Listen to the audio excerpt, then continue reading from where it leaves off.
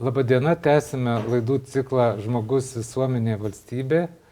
Ir šiandien susitinkame su ypatingu žmogumi, Gediminu Vagnoriumi, kuris iš tikrųjų paliko ryškų pėdsaką ir valstybės gyvenime, taip pat ir universiteto gyvenime. Labadiena, gerbiamas Gediminai. Kaip jums sekasi, kaip laikotės? Čia atvykus visuomet nuotaika geresnė. Iš tikrųjų, 10 metų Gediminas Vagnorius buvo Mykolo Riomerio universiteto tarybos nariu ir beje prisidėjo ir įkuriant universitetą ir net gal atrodo, kad buvo kelis labai svarbus universiteto istorijos epizodai, kai iš tikrųjų buvo reikalingi sprendimai, reikalinga analizė, reikalingas objektyvumas ir įsigilinimas. Taigi tų įvykių daug, jie iš tikrųjų virto vienas per kitą, bet gal tada pradėsime vis dėlto nuo universiteto klausimų. Ir mes žinome iš universiteto istorijos, kad 1990 m. balandžio 28 buvo priimtas nutarimas dėl Vilniaus milicijos, Skliausteliuose policijos akademijos steigimo. Tai vis dėlto galim įsivaizduoti, kad kovo mėnesį buvo įkurta tik tai valstybė ir jau balandžio mėnesį buvo priimtas toks nutarimas. Gal prisimenat? Na, šitą nutarimą taip pat prisimenu, bet jis nesukėlė pasipriešinimą. Taip. Kadangi buvo tik policijos akademija, jokio kliuvinio nei Vilniaus universiteto, nei kitiem. Esminis pasipriešinimas buvo 1997 metais, kada tai buvo pereita prie tikro universiteto, prie teisės akademijos. Tai tada tuometinis Vilniaus universitetas visomis išgalėmis priešinosi daugybė ir biurokratijos. Tai šiuo atveju aš esu dėkingas Vytautui Pakalniškiui, buvusiam jūsų senato pirmininkui ir mano vyriausybės vicepremjerui. Tai mes valingų sprendimų priėmėm ir pagrindinė motyvacija buvo tai, kad Lietuva neturi viešo administravimo specialistų, kurių nerengė tada nei vienas universitetas. Ir tuo pagrindu, tai buvo pakloti pamatai, bet aišku, jūsų universitetas išaugo daug daugiau, negu mes tikėjomės. Taip, iš tikrųjų. Jūs visada labai rėmėte universitetą, galbūt dar ir sugrįšime prie šitos temos. Aš tokią mažą pasakysiu įžangą į visą Gedimino Vagnoriaus veiklą, pasiremdamas netgi savo moksliniais tyrimais. Lietuvoje, viduojantis iš Sovietų Sąjungos, buvo įvykdyta triguba tokia transformacija, triguba reforma, kas buvo visiškai unikalu net ir pasaulio mastu. Būtent demokratinė reforma. Tai yra vienas dalykas, yra būtent valstybės įkūrimas, institucijų įkūrimas, nes Lietuva skirtingai net negu sovietinės bloko kitos šalys neturėjo nei sienų, nei muitinės, nei kariuomenės, nei pinigų, nei įvairių tarnybų. Antras dalykas tai yra ekonominė transformacija, tai yra perėjimas iš planinės ekonomikos į rinkos ekonomiką. Tai čia irgi yra visiškai unikalu, kadangi tos planinės ekonomikos pasaulyje, jeigu žvelgiant į pasaulio istoriją, netiek jau daug buvo, paprastai net ir nedemokratinės valstybės, pasakykime, nacistinė Vokietija, vis tiek buvo rinkos ekonomika ir buvo tam tikra transformacija. Ir trečias dalykas tai yra demokratijos įtvirtinimas, demokratijos institucijų kūrimas, pačios demokratijos kūrimas.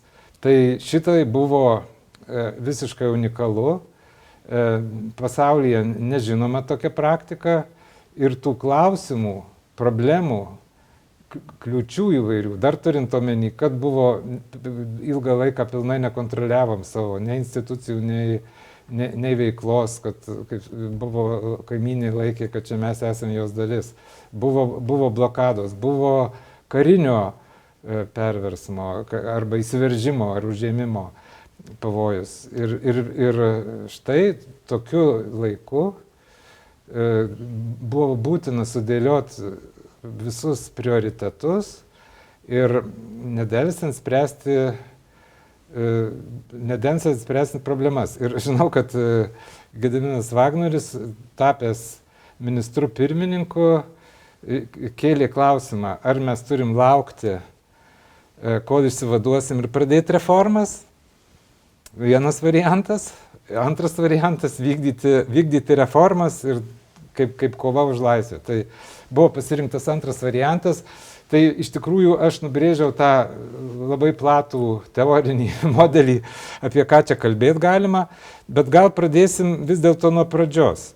Jūs gimėte Vilkaičiuose, Plungės rajone ir dar čia įdomiai taip rašo, prie Dievo krėslo miškų masyvo. Yra toksai. Taip, tai gal prisimintumėt, kaip ten viskas. Ten partizanų buvo mėgstami miškai, neįžengiami miškai.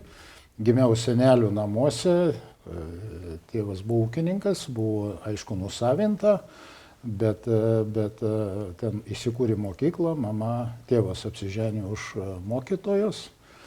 Tėvas buvo politinis kalinys, mama mokytojai partizanų ryšininkė ir tėvas, kaip tikras žemaitis, aišku, jis niekaip nesuprat, ką tas reiškia kolūkiai, jo kolūkiai nestojo ir iki pat 60 kelintų metų savarankiškai ūkininkavo savo pačioje žemėje, kuri buvo nusavinta. Bet jisai buvo ir kaip politinis kalinys nuteistas? Jo, jis buvo nuteistas 3 metus ir nežinau, ar ten tais laikais kas teisė ir labai greitai būdavo. Tai yra toj tėviškai žemėje, aš užaugau, o po to jau kai valdžia apsižiūrėjo, kad mano tėvas iki 60 metų dar ūkininkauja savo žemėje, kai jau mūsų varė, tada jau atsidūriau Telšiuose. Jūs atsidūrėte Telšiuose, ten vis tiek tėtis, kiek žinau, vykdė tam tikrą laisvą žemės ūkio veiklą kažkur, tai taip? Tėvas niekaip negalėjo suprasti nei tų valdiškų gamyklų, nei tų kolūkių, tai jis tada nuomodavo iš kaimynų žemę ir toliau bandė ūkininkauti. Savo karjerą, pradėjo darbinę karjerą, kai buvo gal kokį 50 metų. Bet nepaisant to, užsitarnavo dar pensiją ir iki 78 ar kiek metų jis dirbo. Tai, bet jis buvo iš tikrųjų tikras žemaitis ir jis niekaip negalėjo suprasti, kodėl valdžia, kada trūksta mėsos, neleidžiam auginti kelias kiaulės ar kelias karves. Jis man sakydavo, šitą valdžią ilgai neišgyvens. Taip. Ir jūs pradėjot lankyti mokyklą jau Telšiuose? Jo, tai jau Telšiuose. Na ir kaip sekėsi mokykloje, ką mėgote, kokie pomėgiai išryškėjo? Šiaip mėgau tiksliuosius mokslus, mokykloje dar mokydamas baigiau neakivaizdžiai matematikos mokyklą Vilniuje. Deja, nesisekė visiškai su kalbom, ypač su rusų kalba. Tai buvo beviltiška, nors paskui teko išmokti rašant disertaciją.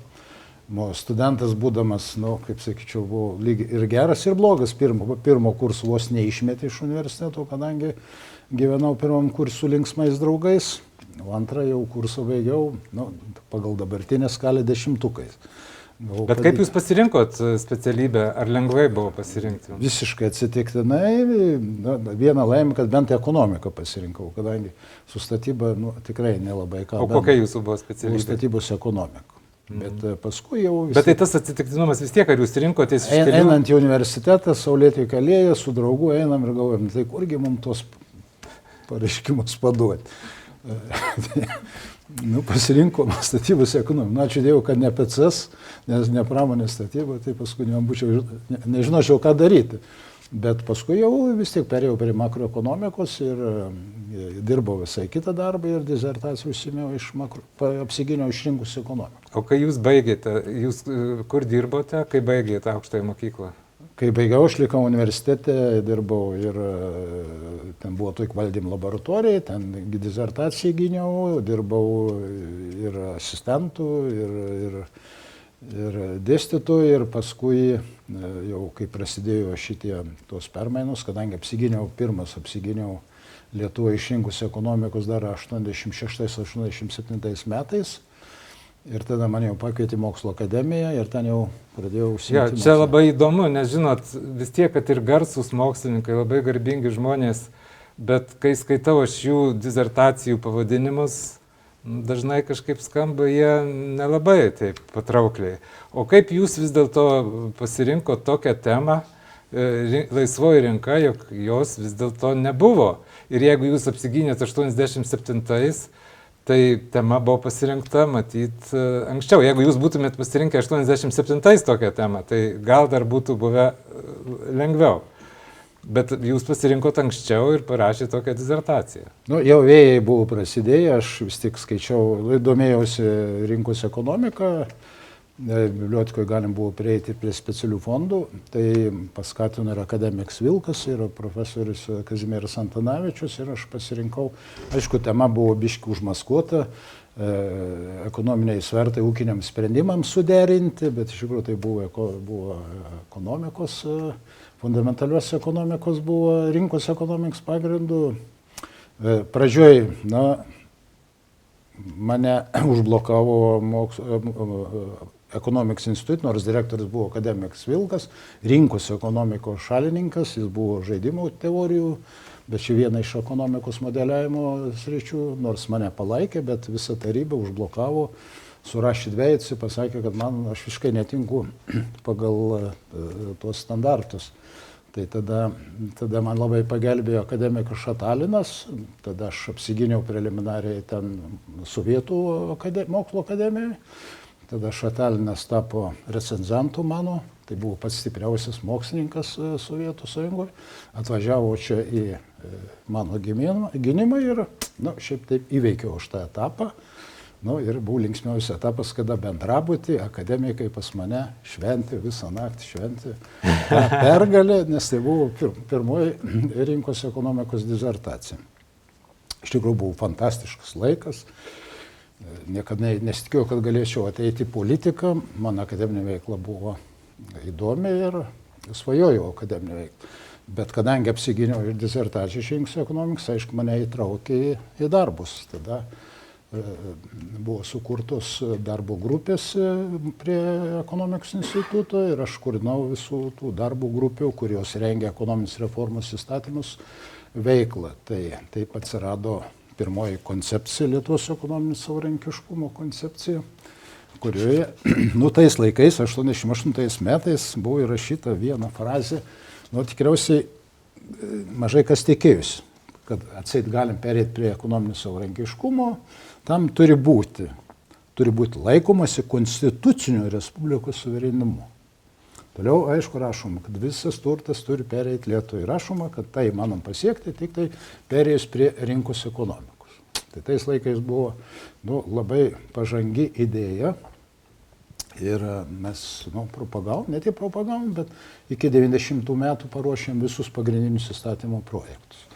Aišku, juos ruošėm remdamiesi tarptautinę praktiką, nefantazavom, nekūrėm kokių nebūtų dalykų, tiesiog turėjom tokį suklerusią spintą, kuri buvo prikišta pilna užsienio vadovėlių ir įstatymo projektų. Ir mes tada pasirinkom vokišką modelį, nors pradžioje blaškėmės ir amerikietišką, ir anglišką, bet paskui ačiū Dievui, kad supratom, kad vis tik tas netinka mums amerikietiški variantai, pasirinkom vokiškus ir tie įstatymai labai pasiteisino. Tai pirmieji įstatymai buvo pradėti svarstyti, man pačiam teko paruošti valstybinės įmonės įstatymą, kuriame dar 89 metais pabandžiau pritemti apie rinkos elementų. Tai yra, kadangi visos valdiškos įmonės, kaip sukurti rinką ekonomiką, valdiškos įmonės, tai mes įvedėm tada elementų sugalvoju opciją nuo pelno. Reiškia įmonės vadovai, kad jaustų interesai gaminti, nes iki tais laikais įmonės vadovams svarbu buvo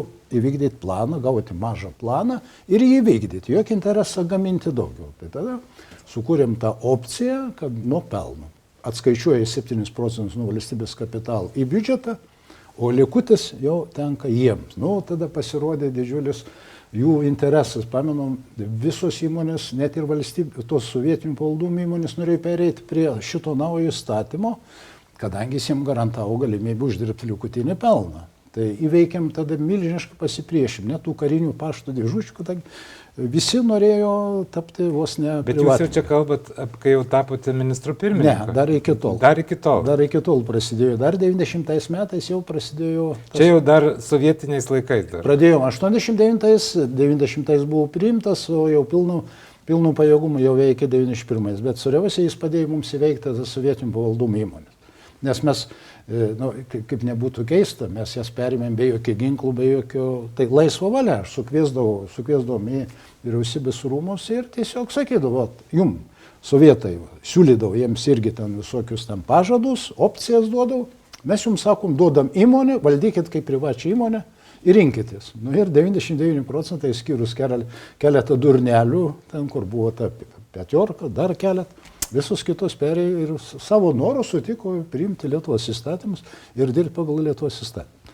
Aišku, po to buvo visokių ir iškraipimų, ir nukreipimų, bet tas perėjimas prie rinkos ekonomikos buvo skatinimas iš vidaus. Bet vis dėlto jūs, kaip sakote, buvot mokslininkas ir reikia įsivaizduoti, nebuvo tada nei interneto, nei tokio ryšio, nei mobilių telefonų. Ir surinkti tą informaciją ir priimti modernius pasaulinės tendencijas atitinkančius įstatymus, visų pirma sukurti jų projektus, tai čia iš tikrųjų buvo milžiniškas uždavinys ir kaip jūs minėjote, atrodo, kad 50 įstatymų paketų praktiškai buvo. 50 įstatymų paketas toksai didelis. Kai mes jau, sakykime, atėjom į vyriausybę, į aukščiausią tarybą, aš tada buvau prezidiumo narys atsakingus už ekonomiką, mes jau turėjom visus paketus pagrindinių įstatymų. Tai va, prašau.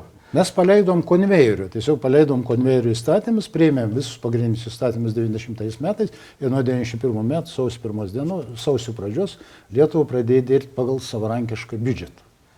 Ir baigė 91 metus, nepaisant dviejų pučių, totalinės blokados, baigė su milžinišku biudžetu perviršiu ir 11% gyventojų pajamų realių augimų. Tai mes dar prie to prieisim. Bet jum įsitraukusiam į tą veiklą turbūt pasiūlymas tapti politiku, jis natūraliai nuskambėjo. Taip, jūs kandidatavot, buvot išrinktas. Aš iš tikrųjų buvau sąjūdžio, aš nepriklausiau sąjūdžiui, visiškai nedalyvavau politinėje veikloje, turiu prisipažinti. Aš dalyvavau tik tai rinkos ekonomikos kūrimo procesus. Važinėjau po gamyklas, aiškinau, tai yra, aš netikėjau, kad aš galėčiau eiti į politiką, man tai visiškai buvo nepatrauklu, bet sąjūdis natūraliai įtraukė, kadangi man teko ruošti tos visus įstatymus, tai jie man pasiūlė kandidatuoti. Ir aš Pašilaičio apygardoje, kaip nebūtų keista, nors ten buvo tautinis sudėtis ne visiškai palankė, triuškinančiai laimėjau. Taip. Tai tada taip ir patekau į politiką. Ir po to buvo tenai visko, buvo 91 metų sausio 8 dieną pabudo Lietuva ir sužinojo, kad labai kainos padidintos. Aš atsimenu, dirbau tuo metu Atgimime, tai irgi susirinkom žurnalistai ir galvojom, kaip čia daryti, kaip čia pristatyti visuomenį tokį netikėtą, tokį šoką, kurį patyrė visuomenė. Kaip jūs tą vertinate? Jo, mes tuo metu tikriausiai kaip ir visi galvojom, kad čia atsitiktinai tas procesas vyksta, bet iš tikrųjų apie numatomą kainų pakelimą pirmiausia mes sužinojom iš Jungtinės Amerikos valstijų vicekonsulo Leningrade. Jis apie 20 dieną gruodžio atvažiavo, susitikus visiškai neformaliai, patyliukai, susitikus su manim kaip prezidiumo nariu ir pasakė, kad jūs susilaikykit nuo planuojamo kainų pakilimo. Mes nebuvom net girdėję apie kažkokį kainų pakilimą gruodžio 20, kai kainos buvo pakeltas savo 7. Pradžioje nepatikėjom, bet tada per savo kanalus pradėjome aiškintis vyriausybės rūmos, ar tikrai yra toks. Nu, daugumą ministrų nebuvo matę, bet ten kažkas apratė, sakė, jo, taip matėm, kad pradėjo cirkuliuoti toks nutarimas, kurio autoristė niekam nežinoma, bet numatyta 4 kartus sausio 7 dieną pakelti kainas, be jokių kompensacijų, be jokių išmokų, be nieko.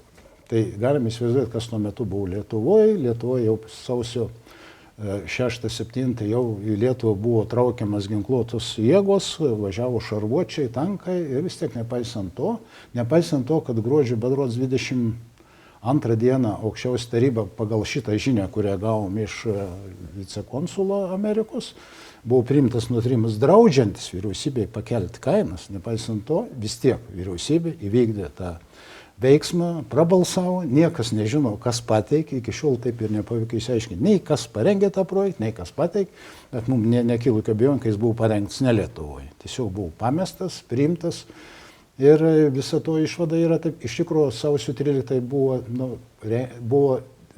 didžiulė akcija, tarptautinė Rusijos akcija, kuri siekia nuversti Lietuvos teisėtą išrinktą valdžią ir tam reikėjo sukelti žmonių nepasitenkinimą.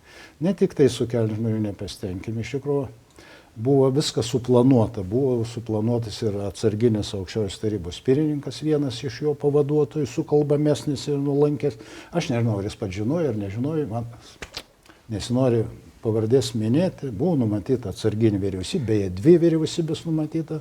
Čia viena vertus galbūt yra pastebėjimas toks kažkur labai plačiai nenušviestas, bet noriu pasakyti, kad sąjūdis irgi ir aukščiausios tarybos žmonės turėjo savo instrumentus truputį sužinot, kas vyksta ir kitoj stovykloje. Vyko ir pasiklausymai, nepaslaptis. Taip, iš tikrųjų, vakar ieškodamas to vieną įstatymą sovietinio, kurį paskui pristatysiu, dar peržiūrėjau krūvas. Tai tokia krūva vien pranešimų iš įvairių mums draugiškų žmonių, tarnybų, mūsų saugumo, krašto apsaugos, šiaip atsitiktinių žmonių, kurie būdavo filtruojami. Iš tikrųjų, kiekvienas Sovietų centro komiteto žmonių vizitas ir vyriausybės narių vizitas į visus kraštus, įskaitant į Naująją Vilnių, jis buvo dokumentuojamas. Iš tikrųjų, sukaupta milžiniškas kiekis. Kada reikia šitų stenogramų, rašytinių stenogramų, jos reikėtų kada nors paskelbti, kad mes galėtume sudaryti tokį aiškesnį vaizdą.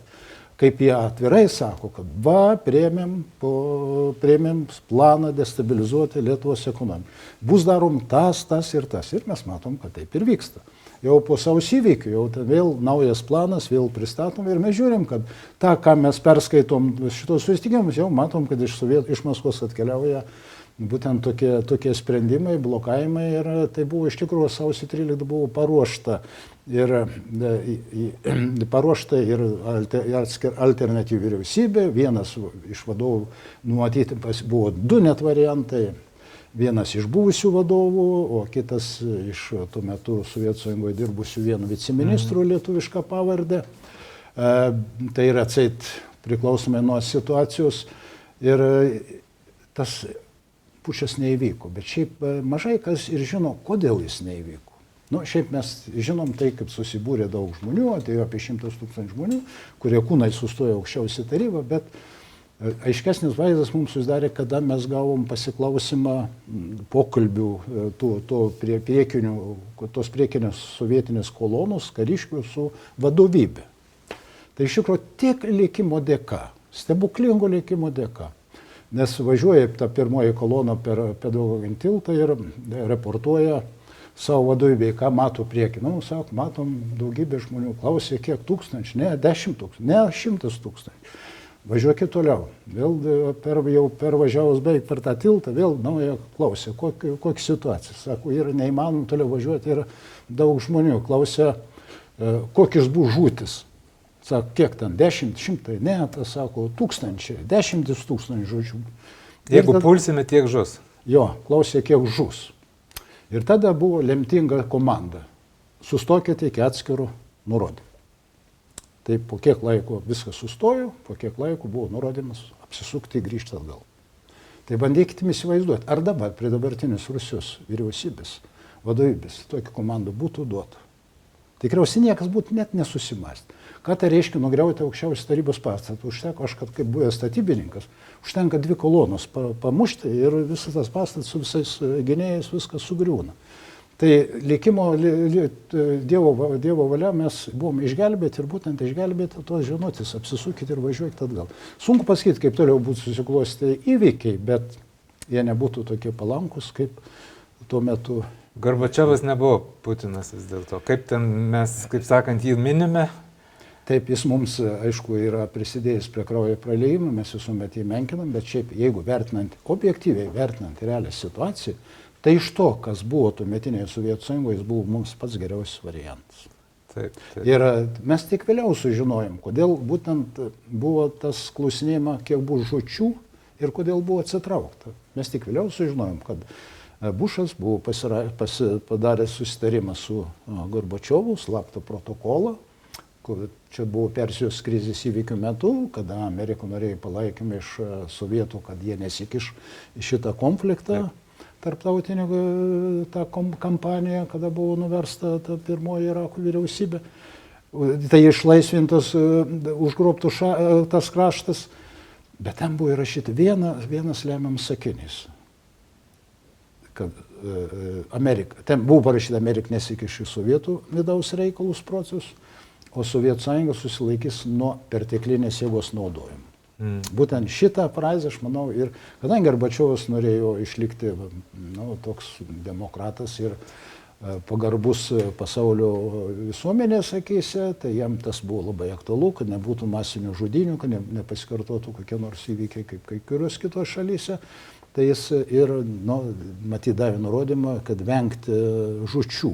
Būtent šitą išlygą ir mums labai stipriai pasitarnavo, nors pati Amerika, jeigu pamenat, kada mus pripažino, tai tiek Amerika, tiek Vokietija jau pripažino po to, kai jau ir pati Sovietų Sąjunga mus pripažino. Tai Kazimieros Prunskienės vyriausybė atsistatydino, premjeru paskirtas Albertas Šimėnas, bet jisai dingo. Šiais laikais jau šiuo metu žinome, kad dėl asmeninių priežasčių, matyt, dėl asmeninių kažkokių savybių. Ir tada iškilo jūsų pavardė į ministro pirmininko postą. Kaip jūs tada jautėtės tokioj karštoj, labai sunkioj, neprognozuojamoj atmosferoje? Mano kandidatūrų sąjūdis siūlė ir prieš Šimėną. Tada po Prunskienės atsistatydinimo, bet deja balsų nepriejo, tada kita kandidatūra buvo Ozolo kandidatūra, bet Ozolas negavo nė vieno balsų sąjūdžio frakcijoje. Ir tada buvo surastas kompromisinis sprendimas Albertas Šimėnas. Tik tai po jo paskirimo, kitą dieną buvo Mokslo akademijoje susirinkęs vadinamas toks alternatyvus politinis aktyvas, kuriame buvo pasakyti, tegu Šimėnas 3 dienas pasipraktikuoja. Tai buvo žinoma, kas laukia sausio 12, sausio 13. Ir Albertas žinojo ar nežinojo, man sunku yra pasakyti, bet tada mane, kai pasiūlė antrą kartą, tuo metu buvom pervargę visi, atsimenu, viršui ten kažkur snudariau ant viršutinius sėdynių aukščiausioje taryboje ir mane pakvietė, sako, tave siūlau premjerus. Tai pirma, aišku, buvo toks šokinė situacija. Mes girdime, jau tankai važiuoja palei aukščiausią tarybą po apačią, visur ten transliuoja, kad bus šturmuojama ir mane siūlo į premjerus. Ir aš noriu pasakyti, kad dabartiniai premjeriai Ingai Ruginienė yra 44 metai ir diskutuojama, ar jinai jauna, ar jinai patyrusi, o Gediminui tuo metu 33 metai. Taip, bet taip iš tikrųjų buvau jaunas, bet ko gero tuo metu ir reikėjo jaunatviškos energijos. Tada pasiryžau, ką galvojai, ką dabar aš pasakysiu, bijau, neisiu. Sutikau, bet kai man reikėjo paskirti iki kvorumo dar keletą ministrų, kurie buvo atstatydinti, dėja, vienas nesutiko, kitas nesutiko. Tada žiūri, eina per duris Vaišvilų, galvoju, gal tas neįsigas, tam pasiūliau, tai tas, aišku, sutiko. Nors ateity galbūt būčiau galvojęs geriau, kad būtų nesutikęs. Bet šiaip taip sulipdėm tą daugumą ir gyvenom, bet tuo metu vyriausybė turėjo tiek daug galių, kiek dabar neturi kartu sudėjus prezidentas su vyriausybė. Tai ir man, kaip ir reikėjo kabinetų pritarimo, bet aš turėjau teisę vienasmeniškai leisti ne tik potvarkius, bet ir nutarimus, su sąlyga, kad dar prieš konstituciją. Su sąlyga, kad sekančiam kabineto posėdėje kabinetas patvirtintų. Nu kaip jie gali nepatvirtinti, jeigu jau yra priimtas nutarimas į paskelbs. Nu, tai būtų tolygu kaip paleisti vyriausybę. Tai iš tikrųjų mes turėjom labai daug galių ir tas, sakykime, jaunatviškas entuziazmas labai padėjo. Šiaip aš niekada nesakyčiau, kad bet kokiu atveju amžiaus faktorius reikšmingesnis už patį. Jeigu yra vienodos gebėjimų jaunas ir senas, reikia imti jauną. Bet jeigu tas jaunas neturi kokių nors, sakykime, pasirengimo, tai irgi yra pernelyg didelė rizika tikriausiai valstybės valdymui. Bet tuo metu tas jaunatviškumas pasiteisino. Atsimenu, reikėjo išstumti iš Lietuvos pagrindinius pučistus, pradant Burukevičių, Malavičių, Švedą, net KGB vadą Capliną. Dabar aš taip neįsivaizduočiau, ką aš galėčiau padaryti. Man tada šovė į galvą. Gerai, jie šantažavo mus, kadangi aš pats iš partizanų politkalinio šeimos puikiai žinau, ką jie darydavo, nes jie mūsų namus persekiojo KGB iki pat 80 metų, mes gerai žinojom jų metodus veikimo. Tai aš įsikviečiau Capliną, ir sakau, žiūrėk, matot, kas vyksta dabar, sakau, nelabai aš kontroliuoju mūsų jėgos struktūrų, sakau, apsauginius, jie manęs klauso, aš galiu paskirti tave 2 paras. Prižiūrės ir užtikrins saugumą, bet toliau neprisimė jokios atsakomybės. Tai jis atėjo pabalęs, išėjo dar labiau pabalęs. Bet jūs rašote ir savo knygoje, kad jūs jums paliko labai tokį baisų įspūdį, bet pasirodė, kaip jūs dabar manot, kad kitas buvo tas įspūdis ir dėl kitos priežasties jis buvo pabalęs. Kai jis atėjo į kabinetą, aš iškviečiau, atėjo į kabinetą, tai pamačiau baltų veidų, man pasirodė tikrą žudiką. Mes visi supratom, ką jie darydavo. Jie žudydavo žmonės ir aš galvoju, pirmą kartą matau tikrą žmogžudį. O paskui aš tik pagalvojau, kai jis iš baimės pabalęs, nes jis žinojo, ką jis darydavo su kitais ir pagalvojo, kad su juo tas pats gali nutikti. Jis tikriausiai galvoja, kai jis neišeis iš tų rūmų. Mes jį išleidom, bet jis nelaukė ir 2 parų, kitą dieną jis šnyko. Po to Lietuvos dienraštį Respublika, praėjus kiek tai porą mėnesių, pasirodė straipsnis, kad Vagneris įvykdė savo grasinimą ir nužudė KGB tą generolą Capliną, nes jis buvo rastas Leningrade palei upės pakrantį. Iš tikrųjų, jį nužudė pats už tai, kai jis pabėgo išsigandęs, bet po to, kai po šito straipsniuką, jau aš supratau, kad ten viskas pasiklausoma po mano tuo stalu, tai ten liepiau atverti viską, tai kai atidarė, tai mikrofonų buvo pridėtų ir senų, ir naujų. Tai viskas buvo klausoma, viskas buvo įrašinėjama, bet aš jau tada, kai būdavo uždarėm, palikė tuos mikrofonus, bent jau išoriškai, nes būdavo labai patogu, jeigu reikėdavo atleisti, sakykime, tokį aiškiai, nelojalų Lietuvai žmogų, pakalbėdavo prie to stalo su savo sekretorium, tai jis atneždavo pats padėti pareiškimą, kad jau nori išeiti. Tai buvo tokie laikai, tai sunkiai įsivaizduojami, bet įsivaizduoti, kad mes viską tuo metu 91 metais kontroliavom, tikrai taip nebuvo. Pavyzdžiui, tas pats faktas, kad pusę metų mano šeima slapstėsi po Lietuvą. Turėdavo iš vienos vietos pervažiuoti į kitą vietą. Tiesiog nenorėjau, kad vaikai, šeima būtų naudojami poveikiui. Bet nepaisant to, pavyzdžiui, okupacijos sąlygoms užėmė sienų kontrolę. 91 metais kiekvienam susitikimui prašydavau tarptautinių pripažinimo. Vokietijoje, Kanadoje, kur tik bebūdavau. Nesakydavau taip, bet jūs turite vykdyti šitas sąlygas.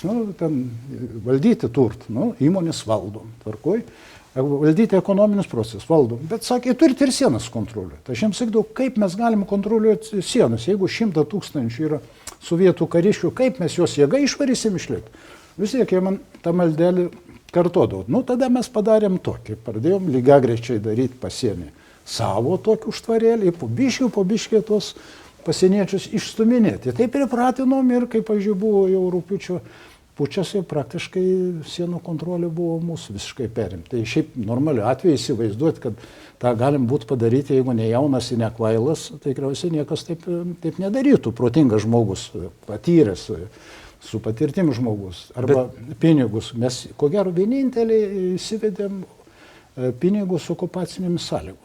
Vieninteliai. Nėra pasaulyje buvę. Dažniausiai būna, kaip koks generolas užima teritoriją, išleidžia savo pinigus. Bet opozicijoje būnant arba okupacijos sąlygomis būnant, tai yra tikriausiai sudėtinga būtų padaryti. Tai va tas jaunatiškumas kartais, bet man labai padėdavo, prilaikydavo vicepremjeras Vytautas Pakalniškis. Jis buvo labiau patyręs, žemaitiškai paaiškindavo, kuo pasibaigs tie reikalai visi. Tai mes surasdom kažkokį balansą. Tai iš tikrųjų prieisim prie šitos nepaprastai įdomios pinigų istorijos, bet aš noriu pasakyti, kad jaunatviškumas, bet išminties ir nuosaikumo taip pat buvo. Todėl, kad ko gero sovietinė kariuomenė norėjo išprovokuoti Lietuvą. Tiesa, ir jūs irgi tam skiriate ir savo knygoje vietos. Čia buvo didžiausia mūsų bėda, didžiausia mūsų problema, kaip išvengti ginkluotų pilietinių konfliktų. Ar bent jau, kad neatrodytų, kad Lietuvoje prasidėjo ginkluotas pilietinis konfliktas, prieš ginkluot, nes aš tai bent jau puikiai supratau, kad jeigu Lietuva įsivels į vidinę ginkluotą kovą, po kiek laiko vakarų pasaulio lyderiai, kurie nenorėjo matyti Lietuvos problemus ir tikrai bent jau politikus lyderiai nenorėjo Lietuvos nepriklausomybės, nes jiems atrodė, kad taip mes trukdom perestroikai, kenkiam Gorbačiovui, kenkiam pasauliniai taikai. Vakarų visuomenė taip mūsų rėmė, bet tik ne pasaulio politikai. Ir užtat aš supratau, kodėl jie puldinėja mūsų policiją, kodėl mūsų muitininkus. Jie būdavo net, įsivaizduokit, vyriausybės rūmai, sėdi vyriausybės rūmais, pravažiuoja karinės, sovietų karinė mašina, iš automato paleidžia seriją į langus, į sienas. Lipdavo į troleibus ir šaudydavo, gazdindami žmonės, užpuldavo policininkus, užpuldavo muitininkus, žudydavo. Jie tiesiog bandė bet kokiu būdu mus įvelti į tą ginkluotą atsakymą. Ir aš turiu prisipažinti, kad profesorius Vytautas Landsbergis, jis labai jautriai priimdavo tuos puldinėjimus ir kiekvieną kartą mane spausdavo, kad aš turiu apginkluoti mūsų pasienį, turim apginkluoti mūsų muitininkus, krašto apsaugos pareigūnus, kad jie ginklų galėtų atsakyti. Aš kategoriškai su šituo nesutikau ir manau, kad iš tikrųjų tas pasiteisino. Be mano parašų, be mano potvarkų niekas negalėjo apginkluoti. Tai ką mes tada sugalvojom padaryti? Tada mes nusprendėm į pasienį siūsti policininkus. Ne pasieniečius apginkluoti, ne muitininkus, o policininkus. Nes visam pasaulyje yra priimta, kad policininkas negali būti be ginklų. Ir tada, pamenat, kada buvo medininkų postė žudynės ir kai nužudė policininkus ginkluotus, tai visas pasaulis buvo pasibaisėjęs žvėriškumu. Kaip galima žudyti policininką? Bet jeigu būtų nužudyti, aišku, kiekvienas žmogus brangus ir čia taip mes kalbam, lyg tai nebūtų skausmingas dalykas, bet iš tikrųjų, jeigu būtų buvęs nužudytas ginkluotas krašto apsaugos pareigūnas ar muitininkas, nebūtų jokios reakcijos buvę. Būtų sakę, aha, Lietuva kariauja, dalyvauja ginkluotam pasipriešinimui. Ir mes tą kovą laimėjom. Aš atsimenu tą tokią vieną paskutinį skaudų išgyvenimą. Buvo rugpjūčio 20 dieną, antrą pučio dieną, kada jau taip matys, kad pučistai pralaimė. Ir aš, būnant vyriausybėje, apsauginis man sako, reikia skubiai važiuoti į aukščiausios tarybos rūmus, kadangi ten pas profesorių Vytautą Landsbergį susirinko Butkevičius su savo neaiškia komanda. Iš tikrųjų, ten vėliau paaiškėjo, kad kai kurie iš jo pavaduotojai buvo GRU veikėjai paskirti. Ir jie agituoja eiti gelbėti, ginklų gelbėti pagrobtą vieną Landsbergio apsauginę, kuris buvo išvežtas už Žvėryno tilto. Ir tiesiog atvažiuoja į kabinetą, matau, Butkevičius įsigandęs nuo šalies stovi, o jo ten vienas pavaduotojas kala, pompuoja profesorių Vytautą Landsbergį, ginklų mes turim eiti išvaduoti ir pasimti. O bevažiuojant man apsauginis jau buvo nuvažiavęs pažiūrėti, kas ten darosi už to Žvėryno tilto, ten stovi sunkvežimiai jau paruoštų kareivių ir tik tai laukia, kada mes ateisim vaduoti mūsų apsaugos darbuotojai. Tada aš paaiškinau profesoriui Vytautui Landsbergiui ir kitiem, tada visi suprato, kas čia vyksta ir kas čia organizuoja. Atsimenu, atleidau tą pavaduotoją Butkevičiaus ir dar potvarkį rašiau be teisės dirbti valstybės tarnyboje, demonstratyviai. Ir galima būtų įsivaizduoti. Ir aš pasakiau, taip atsimenu, dar buvo diskusija, o ką daryti reikia? Sakau, nieko nereikia daryti, jie pats paleis. Ir iš tikrųjų praėjus kelių valandų paleido, kadangi provokacija neįvyko, paleido, žmogus grįžo, patyręs aišku stresų, bet mūsų visais įmanomais būdais bandė velti tą ginkluotų pasipriešinimą. Jeigu mes būtum pradėję šitą procesą, tai iš tikrųjų būtume, ko gero, tos nepriklausomis ir bent jau tuo metu nepasiekę. Iš tikrųjų, jūs jau paminėjote pučą ir po pučo tarsi jau buvo galima ir atsikvėpti, bet iš tikrųjų nesibaigė spaudimas, nesibaigė tos pretenzijos, nes visų pirma buvo vykdoma blokada. Ir čia tikrai dabar net įdomu, žiūrint retrospektyviai, kad Sovietų sąjungos kaip ir nėra. Ir Lietuva tarsi palaiko santykius su Rusija, kuri Rusija, tuo metu Jelcino Rusija, jau nebuvo tokia, sakykime, negatyvi Lietuvos atžvilgių, bet blokada vyko, taip? Ir ji buvo dar stipresnė negu prie Sovietų sąjungos. Tai buvo totali blokada, kuri apėmė ne tik tai prekių draudimai vežti, ne tik energetinius tiekimus, bet ir bankinius atsiskaitimus. Galime įsivaizduoti, kas šiandien Lietuvoje nutiktų, jeigu būtų uždrausta bankiniam daryti tarp respublikinius, tarp valstybinius pavedimus. Tai įmonė sakytų, viskas yra totalus chaosas ir įmonė sustotų, negalėdamas nusipirkti žaliavų ir atlikti elementarias prekybinės operacijas. Tuo metu buvo Rusijos valdžia, nepaisant to, kad buvo lyg ir draugiškesnė mums, visais įmanomais būdais spaudė mus įstoti į nepriklausomų valstybių sandraugą. Ir tada paleido maksimalią blokadą, kuri tęsiasi iki pat 92 metų vasario 7 dienos, iki paskutinio mano susitikimo su tuometiniu Rusijos vadovu Jegoru Gaidaru, su kuriuo aš buvau asmeniškai pažįstamas, nes jis buvo liberalas, jis buvo reformų šalininkas. 90 metais, kada reformų svorio centras persikėlė į Lietuvą, tai jie visi važiuodavo čia į Lietuvą, jie džiaugdavosi mūsų reformomis. Ir dabar jis tapo premjeru ir būtent jo dėka man pavyko tą blokadą nutraukti. Nors prieš tai vyko keli dėrybų raundai su dėrybinėm delegacijom, niekas nieko nevyko. Tada jis pats pasiūlė, čia aš turiu jam būti labai dėkingas, jis pasiūlė likti mums dviems ir atsitų mums dviese pasikalbėti ir ieškoti sprendimo. Tai mes kokią valandą gerą su juo kalbėjom, tada jis atsiskleidė, papasakojo, kaip jam sunku yra, kaip jis remia mus, kaip jis nori, kad mes tą rinkos ekonomiką gyventumėm, nes jis buvo tikras šalininkas liberalios ekonomikos ir liberalios demokratijos ir mes su juo sutarėm. Jis pasakoja, sako, aš čia nebūtų jokios problemų, bet jūs neįsivaizduojate, kas už mūsų nugaros stovi. Sakyk, mes nekontroliuojam savo ginklų jėgos struktūrų, mes nežinom, kas įvyks rytoj. Jeigu mes padarysim tokius nuolaidas, tai, sako, mūsų paprasčiausiai mūsų pačius nugriaus. Tada sugalvojam planą, kokį Lietuva daro kompromisą, kaip Lietuva nusileidžia ir jis mainais už tai nuima blokadą. Buvo toks mano sugalvotas triukas, kad mes prieš važiuodami sakė, mes atkirsim elektros tiekimą į Kaliningrado sritį. Nors tai techniškai to padaryti niekaip neišeina.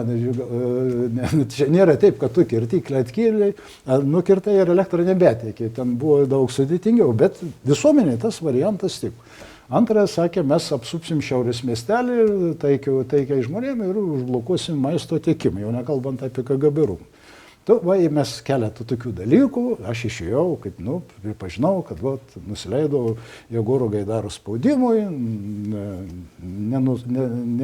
netrukdysim tiekimą nei į Kaliningradą, nei kur kitur, neskelbsim jokių ten blokados kariniams dalinėms ir tuo pagrindu jie nuėmė tą blokadą. Bet šiaip ta blokada buvo žiauri, bet nepaisant to žiaurios blokados, vis tiek mes pasiekėm perviršį biudžetą, žmonių pajamos nesumažėjo ir didelė labai daug mums pasitarnavo mūsų įvesti pirmieji pinigai. Čia jūs turite omeny tuos žvėriukus? Jo, tuos pirmos žvėriukus. Mes juos įvedėm, kai kas sako, kodėl jūs tokius negražius paveikslėlius, driežus, ten kažkokius visokius, supaišėm, kas tik bjauriausio yra. Kad tuo metu, 91 metų, kol dar nebuvom pripažinti, kad tai netaptų pretekstu vadinti juos pinigais ir kad sovietai negalėtų panaudoti karinį jėgą pretekstu, kad mes greunam rublio sistemą. Aš jiems sakydavau, žiūrėkit, jūs turite talonų šaldytuvui. Šiaip man su Sovietų Sąjunga ministrų taryba buvo kelios dėžės įsinešiau susirašinėjimų iš to laikų. Mes turim atsimušinėti. Taip mes tik dabar atrodom, kad mes buvom jau nepriklausomi, iš tikrųjų mes jokios tos nepriklausomybės neturėjome, mums reikėjo vinguriuoti ir išgyventi tą laikotarpį, kol mūsų pasaulis pripažino ir po pripažinimo išgyventi reikėjo. Tai aš jiems sakydavau, yra tie talonai šaldytuvams, televizijom, kodėl negali būti bendrėjai talonai? Jūs irgi darykite, kas jums trūk.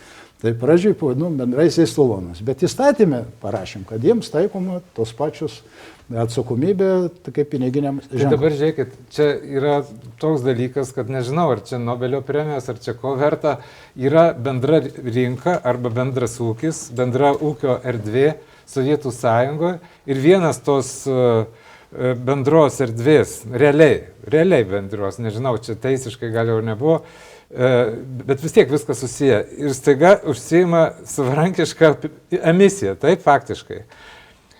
Tai kas iš to gaunasi, tai turbūt rezultatas, kad tampa tiesiog spausdindami pinigus, tas fragmentas tampa kažkaip tai turtingesnis. Jisai nieko daugiau nepagamina, bet jisai turi pinigų tiesiog. Ir tada jisai gali už tuos pinigus nusipirkti, savo apsirūpinti ir atrodo, kad čia toks net ir apiplėšimas didžiosios šalies. Ja, po kurio laiko Rusijos centrinis bankas pateiks sąskaitas, kiek milijardų mes apiplėšim. Iš tikrųjų, ką mes padarėm? Civilizuotam pasaulyje taip niekas nedaro, bet buvo rublio zona, mes turėjom gintis nuo okupacijos ir naudojom bet kokius priemonės. Įsivaizduokit, bendra rublio zona yra kainų mastelis daug maž visur vienodas, plius minus ten 10%. Lietuvoje padarėm, pakėlėm per keletą kartų. Jūs sakėt, per 4 kartus? Per 4 kartus kainas, atlyginimus pensijas pakėlėm 4,5 kartų, o kainas 4 kartus. Tai įsivaizduokit, visoje rublio zonoje pas mus salelė yra perkamo jėga 4,5 kartų didesnė. Už tą patį darbą žmonės gauna 4 ar 5 kartus daugiau atlyginimų ir su tais pinigais gali važiuoti į Kaliningradą ar ten Baltarusiją, Ukrainą ir pirkti. Įmonės, kaip iš mūsų šaipydavo, sako, žiūrėkit, kas daro, jūs įmonės čemodanėliais veža pinigus. Taip, jeigu bankiniai pavedimai ir užblokuoti, tai kaip jiem įsigyti tuos prekes? Tai kadangi pas mus jau atsirado rinka, tų talonėlių visi norėjo, tai būdavo už tos talonėlius nusiperka bet kokią deficitinę ten tą žaliavą.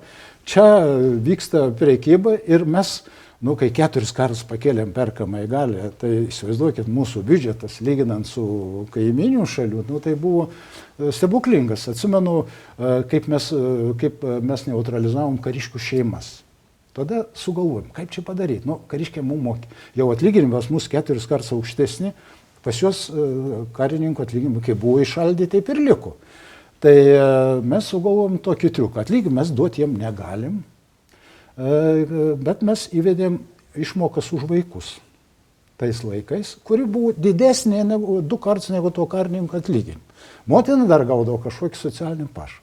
Tai būdavo tos žmonas, tiesiog buvo prispaudus tos karininkus, sako, žiūrėk, kas mus maitina, vaikai mus maitina, o ne tavo atlyginimas. Tai mes tokiu būdu išsprendėm daugybę ir kitų problemų ir aišku, biudžetas buvo perteklinis, perviršinis, mums galvas skaudėjo, kaip tos pinigus kur išleisti, kaip supirkinėjom iš norinčių trauktis į Rusiją būtus. Tai yra, iš tikrųjų, mes laimėjom labai daug ir būtent įveikėm ir tą Rusijos jau ekonominį blokadą. Šiaip tikriausiai, dabar man kas nors pasakytų, ar tu darytum, aš surašiau 100 priežasčių, kaip to nedaryti. Net atspausdinom pogrindžių būdų pinigus. Nes prieš tai pabandė, atsimenu, susisiekimo ministras atsivežti pašto ženklus, užsakė Lenkijoje, pagamino pašto ženklus, važiavo ant sienos, aišku, viską konfiskavo rusai. Tai mes pogrindį atsivežėm, mano padėjėjas ir apsauginės suvežė reikalingus priemonės spausdinti, nes mes neturėjom nieko, nei dažų, nei numeratorių, nes Respublikos buvo draudžiama turėti iš vis bet kokį spausdinimą priemonę. Susivežėm ir pogrindžių būdų atspausdinom, išleidom į apyvartą, išleidom ne per centrinį banką, kaip įprastai darom, kadangi centrinis bankas sabotavo dar, buvo, kaip vėliau jau buvo teismo procesai, buvo pripažinta, kad jis buvo įtakoje KGB struktūrų, tai mes išleidom per vyriausybę, aišku, platinimas jau vis tiek turėjo daryti bankas, tai mes padarėm šitą veiksmą, pogrindį išleidom ir aš kiek žinau, kad sakydavo, KGB viską žino. Vis tiek niekaip nesugebėjau užuosti, nesugebėjau, jiems reikėjo atsiųsti karinį kokį nors būrį, spindulius spausti, viską būtų jie konfiskavę ir viską pasiėmė, bet jie pasirodo taip pogrindžio, taip paslapčia viską darėm, kad ta informacija netikėjai, pinigai buvo išleisti apyvartą, o kai jau išleista apyvartą, nesubėgios, pa žmonės netimsi tų pinigėlių. Tai vienu žodžiu, tai kažkokį nesąmonį padarėm, kuri labai pasitarnavo. Taip, besiribojo su ekonominiu huliganizmu, bet buvo iš tikrųjų sėkminga. Tai jūs jau pristatėte šitą įstatymą, kurį... Jo, kaip minėjau, viskas prasidėjo nuo ekonominio savarankiškumo koncepcijos. 88 metais, kadangi čia buvo jau deklaruojama ir svorio centras buvo Lietuvoje, reformas buvo Lietuvoje, ne Latvijoje, ne Estijoje, Lietuva žengė į priekį ir visi tą puikiai matė ir žinojo. Ir kaip tik tada jau prasidėjo atakavimas sovietų valdžios, pirmie buvo nutarimo projektai paruošti. Pasirašiau dar tą projektėlį, ministrų tarybos dėl Lietuvos ekonominio savarankiškumo. Ir 89 metais buvo priimtas neįtikėtinai svarbus įstatymas, Sovietų Sąjungos įstatymas, kurį pasirašė, čia jis dar originalų formą paimu, kurį pasirašė Gorbačiovas dėl ekonominio savarankiškumo Lietuvos ir kitose trijose, Latvijoje ir Estijoje. Ir čia yra toks fantastinis pabaigoje sakinys. Nustatyti, kad Sovietų Sąjungos teisės aktai, kuriais reguliuojami ekonominiai ūkiniai santykiai, mūsų Lietuvos ir kitų pabaltijos respublikų teritorijose galioja tiek, kiek neprieštarauja mūsų pačių respublikiniams aktams. Tai šitas mano įstatymas, aš jį laikydavau ant stalo, darbo stalo vyriausybėje, kai tik man sovietai kažką bandydavo, arba jau Rusijos nauja valdžia bandydavo kažką sakyti, aš vis jiems sakydavau, jūs neskaitot įstatymų, ko jūs dabar kimbat. Mūsų čia yra pripažinta, kad mūsų teisės aktai viršesni už nacionalinius ir ko jūs norit. Atsimenu, jie pykdavo, sakydavo, ką tu tą seną įstatymą, jau seniai jis neveikia, bet iš tikrųjų jis buvo tokiu pirmas svarbus teisės aktas iki kovo 11. Tai ir jeigu jo nebūtų buvę, mums žymiai sunkiau būtų pasiekti ir tas gyveninti reformas ir pasiekti nepriklausomybės pripažinimą. Taip, bet čia reikia akcentuoti, kad ne tik jūs vykdėte reformas, būtent tobulinot institucijas, pinigų sistemą, bet esmė tai juk buvo laisvosios rinkos santykių įdiegimas. Tai kokiais žingsniais čia ėjote? Taip, iš tikrųjų, mes pradėjau 90-91 metais, mes stengiamės maksimaliai įvesti rinkos elementų į ekonomiką, nes kitaip blokados mes negalėjom atlaikyti. Ką reiškia blokada? Jeigu buvo skirstomi ištekliai centralizuotai pagal ten plano komiteto sprendimus, fondai, jeigu mes nebegaudom fondų, tai kaip kitaip galima būtų įsigyti tą prekį, negu naudojant prekinis piniginius santykius. Dėl to mums buvo labai svarbu įvesti tuos prekinis piniginius santykius, pradėjom nuo to, kaip minėjau, įmonės šiek tiek, dar iki privatizavimo paversti lyg akciniam bendrovėmis dirbančioms pagal privačios įmonės principus ir tada reikia vis tiek sukurti ir kažkokį privatų sektorių. Neįmanom rinkos ekonomikos įgyvendinti su valstybinė nuosavybė, totalinė valstybinė nuosavybė. Tada pradėjom tą pirminį privatizavimą. Nuo tų investicinių čekių, kartais vėliau žmonės klausdavo, kodėl negalim buvo iškart nuo pinigų pradėti. Kad žmonės neturėjo pinigų, įdomu, už kokius pinigus, jeigu to turtų vertė, kuri buvo paduota į privatizavimą, skaičiuojam, buvo apie 30 milijardų, o visi indėliai žmonių buvo nesiekia ir 2 milijardų, nes viską, ką anksčiau žmonės sunešė į taupomąjį banką, tuos beveik 7 milijardus visi jie buvo paimti Sovietų Sąjungos ir laikomi Sovietų Sąjungos centriniam banke ir finansuojamas vadinamas tos centralizuotos programos. Žmonės neturėjo pinigų. Jeigu mes būtent paleidę už rublius, tai sovietai būtų privežę mums tų rublių kiek nori ir mes būtent praradę turtą ir neturėjo nuosavybės. Tai vienintelis kelias buvo išdalinti pagal tam tikras taisyklės investicinius čekius, kad žmonės galėtų, sakykim, lygiom dalimis startuoti. Mes ir tada puikiai supratom, kad ne kiekvienas žmogus gali būti verslininkas, ne kiekvienas žmogus moka atsakingai elgtis. Užtat paleidom pirmą dalį, apie trečdalį visų investicinių čekių panaudojom būtų įsipirkimui. Ten atsirado jau teisybė, nors nelabai ką apgausi, turi būti, jis įsipirk. Toliau kiti... Tai aš noriu gal paaiškinti, kas nežino, kad sovietiniais laikais daugiabučiuose kaip taisyklė žmonės gyveno ne savo nuosavose butuose, o jie buvo tarsi tokie valstybiniai ir leidžia žmogui įsikelt.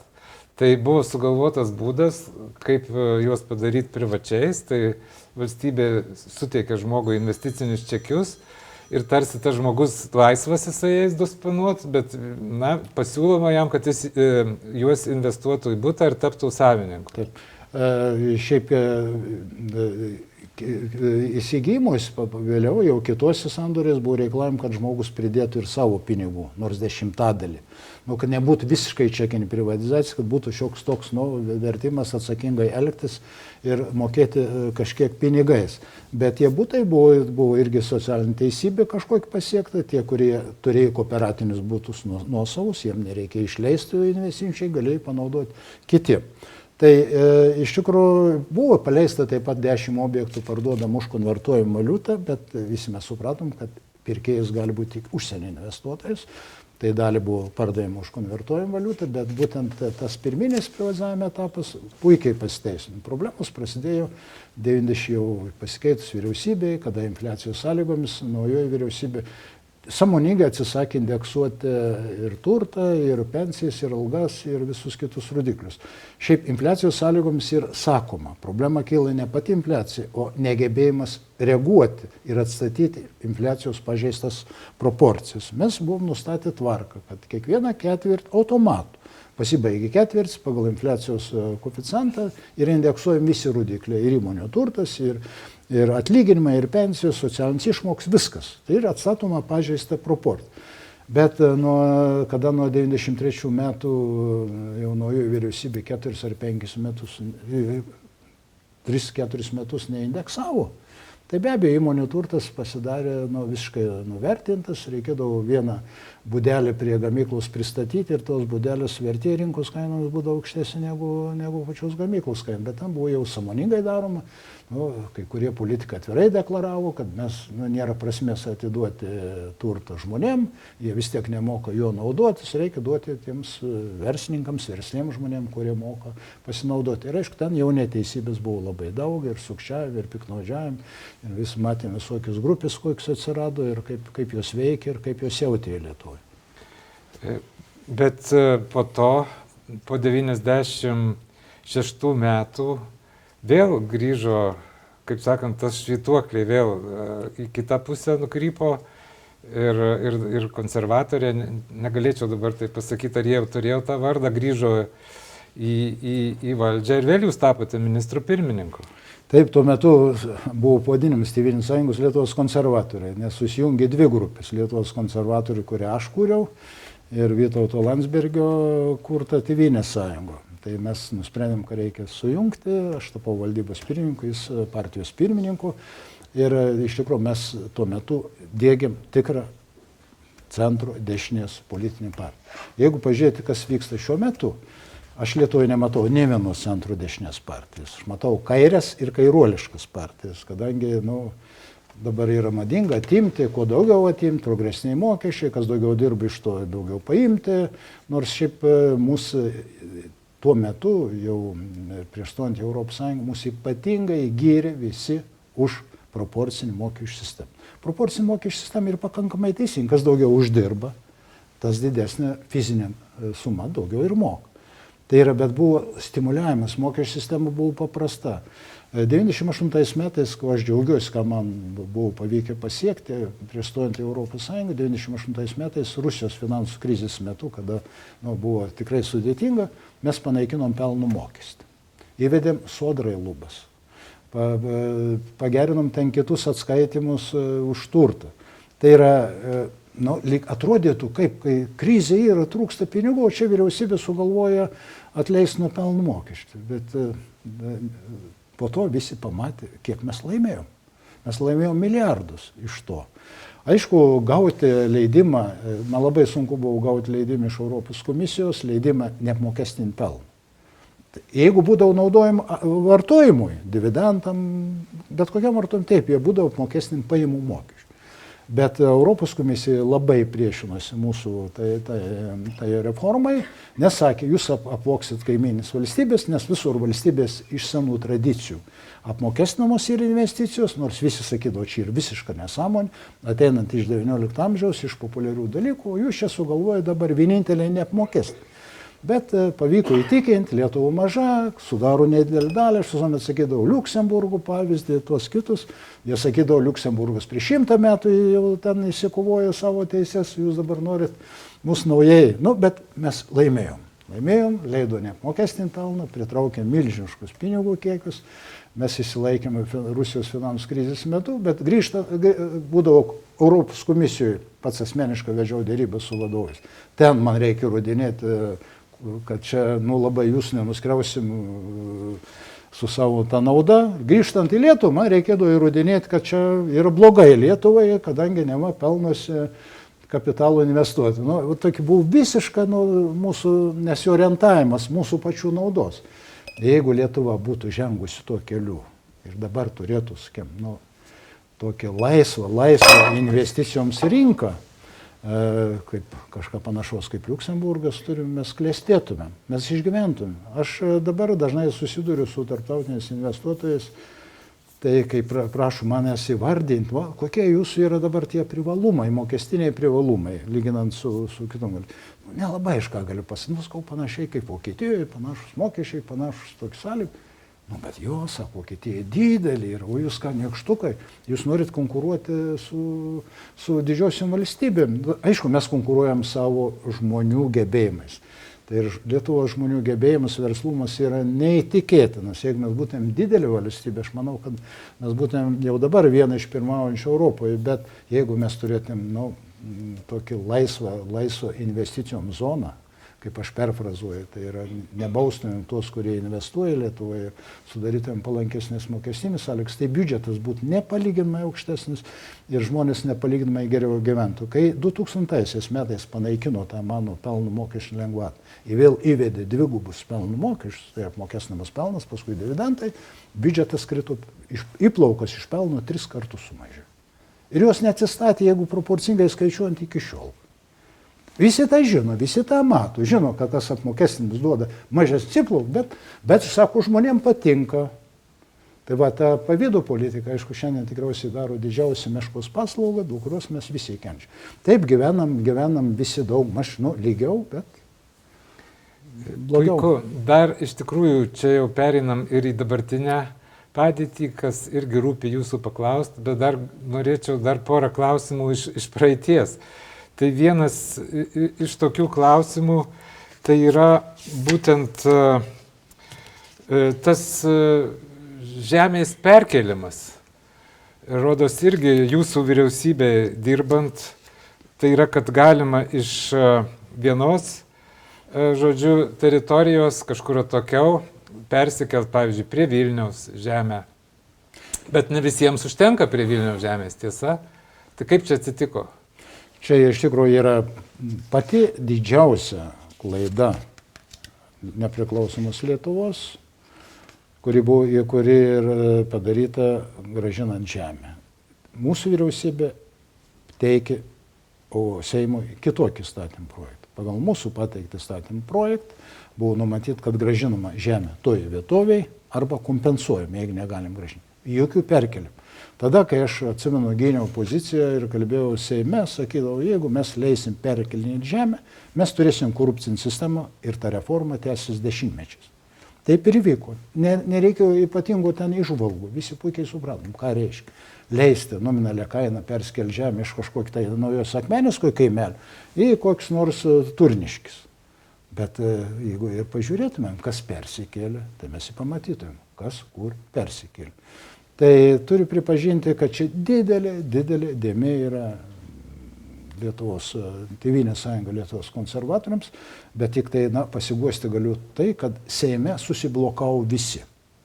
Buvo tik keli, kurie parėmė vyriausybės nutarim ir kairieji ir dešinieji vienodai balsavo už teisę perkelnėti, nes visi matė naudą artimųjų, visi vis tiek turėjo giminių, visi jau pradėjo kurti planus ir tas žemės kilnojimas iki šiol realiai yra nepasibaigęs. Tai tikriausiai, jeigu mes šiandien matom savivaldybės arba žemės tarnyboje korupciją, tai atsakymą reikia ieškoti šitame įstatyme priimtame tuometiniam Seime. Ir antra yra didelė neteisybė, kuri iki šiol yra, sakyčiau, antra židinės korupcijos, kada savivaldybės tarybom iki šiol leidžiama ne konkursų tvarka perleisti žemę mieste. Vyriausybė neturi teisės, vyriausybė gali paskelbti aukcioną ir parduoti. O savivaldybėm leidžiama, kur tuo motyvu, ar mes nepasitikim savivaldybėm. Žinoma, mes pasitikim savivaldybėm, bet tai nereiškia, kad mes dėl to, kad pasitikim, turim teisę leisti ne konkursų tvarką dalinti. Nenoriu minėti kai kurių merų garsių Vilniaus savivaldybė. Bet kai atsimenu, buvo padarytas patikrinimas, neradom nė vieno žemės sklypo parduotų normalių būdų. Viskas būdavo mainais su ten tai vaikų namams, globos namams. Dabar žiūrėjau, man namų žvėrynė, ten kokį 10 milijonų vertės žemės sklypas. Žiūrėjau, jau uždėta etiketė pagyvenų žmonių namams, poilsių namams. Aišku, jau 3 kartus pasikeitė, neliko nei to pirminio savininko, bet prisidengus tokiais dalykais yra kuriama korupcinė sistema ir biudžetas praranda milžiniškus pinigus, bet 10 kartų labiau kenčia visa sistema, kadangi ta korupcija paplauna pamatus ir nebegali ir tas normaliai dirbantis, nebegali konkuruoti su tais, kurie gali gauti lengvatą kažkokį. Tai va, tai jūs teisybė pastebėjote, tai yra viena didžiausių klaidų, kuri dėja taip buvo ilgą laiko ir ji nebuvo panaikinta, nes kiekvieną kartą, kai tik atsirasdavo siūlymas uždaryti šitą, aš ir pats esu teiks ne vieną kartą, kiekvieną kartą būdavo atsimušama kaip į akliną sieną. Iš tikrųjų, ta žemės grąžinimo istorija, tai Lietuvoje viena iš tokių dramatiškiausių. Ir atsimenu, kai būdavo žurnalistas, kiek būdavo aistrų ir žadėdavo, vis nustatydavo kiekviena vyriausybė terminus, kad čia per 2 metus jau baigsim, praeidavo 2 metai ir dar 2 metai ir vėl 3 metai ir tęsiasi daugybę metų. Aišku, dabar, kai mes susidurėm kaip ir universitetas, šiek tiek esam priversti nekilnojamo turtu domėtis, tai žinom, kad ten jeigu planą pakeisti, tai reikia ar 5 ar kiek metų derinti dėl poros ten hektarų paskirtį pakeisti, o čia įsivaizduoja, sklypai skrajoja iš vienos Lietuvos vietos į kitą ir jokių derinimų, jokių planų. Jeigu persikeli už paprastą kaimo sklypelį, kuris kainuoja ten, sakykim, kelis tūkstančius eurų, čia gauni naudą, kuris skaičiuojam keliais milijonais eurų. Tai galime įsivaizduoti, kokią, sakykime, viešo administravimo sistemą gali atlaikyti tokį spaudimą. Taip. Ir kitas toks dar dalykas, kur irgi dar norėčiau, kad prisimintumėte, tai yra rublinių indėlių indeksavimas. Tai irgi toks ilgalaikis buvo ir svarbus projektas. Kaip čia viskas vyko? Šiaip atsimenu, turėjo rublius žmonės. Šitą sumą paminėta 2 milijardai, aš nežinau, jūs paminėjote, čia rubliais buvo, ar Rubliais, čia rubliais? rubliais. Tai po to tas rublis virdo 1 centu kažkaip tai ir nuvertėjo labai smarkiai ir tada vyriausybė liktai nutarė 10% kažkaip gražinti, ar ne 10%. Istorija prasideda nuo 92 metų, kada iškilo klausimas dėl rublinių indėlių gražinimo. Tuo metu. Kadangi taupomajam banke jų nebuvo. Tai yra 6,7 milijardų rublių buvo paimta sovietų valdžios ir mes jų niekaip negalėjom nieko su jais padaryti. Nei gražinti, nei indeksuoti jų nebuvo. Taupomas bankas ir kiti bankai disponavo tik tomis lėšomis, kurie naujai buvo įnešami pinigai. Už tą 92 metų pavasarį tada vyriausybė priėmė nutarimą, kad sieks atgauti tuos rublius ir jie bus indeksuojama pagal infliaciją. Tai yra, kad žmonės turėtų vilti, jog nuosavybė nebus apiplėšta.